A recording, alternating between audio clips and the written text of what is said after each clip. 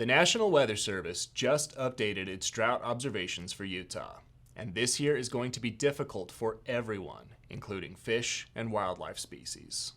Hi, I'm Joe from the Utah Rivers Council, and this is Liquid Courage, a no-bullshit series about water in Utah. The National Weather Service predicts no relief from the climate change megadrought Utah and much of the American West is experiencing right now.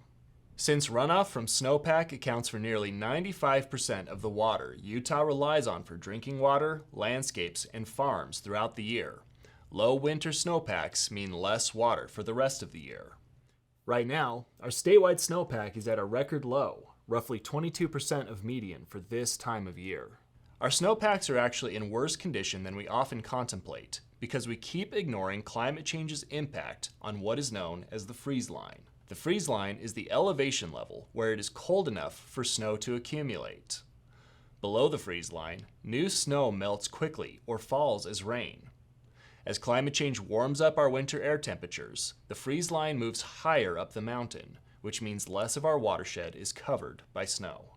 Since many snow detection sensors are located at higher elevations, we often don't think about the reduction in total snow in the watershed. Because of climate change, there's less snow in our watersheds than there was decades ago.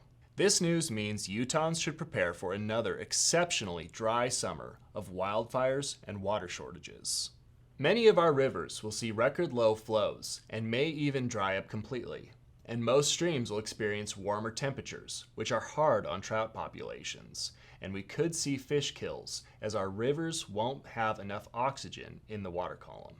We are almost guaranteed a new record low water level and surface area at the Great Salt Lake, which could have been avoided if Utah had embraced its regulatory responsibilities of upstream water diversions years ago.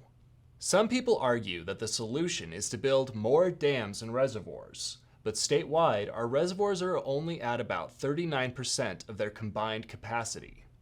Lake Powell, the largest reservoir in Utah and the second largest in America, is only at about 25% of its capacity. We could build 100 Lake Powells, and they would still be empty. We no longer have time to pretend we can solve this 21st century dilemma with 20th century thinking. The good news is that real, attainable solutions exist to live within the means of what nature provides and secure a more sustainable water future for our children and every living thing in Utah. Visit utahrivers.org to learn more. See you next time.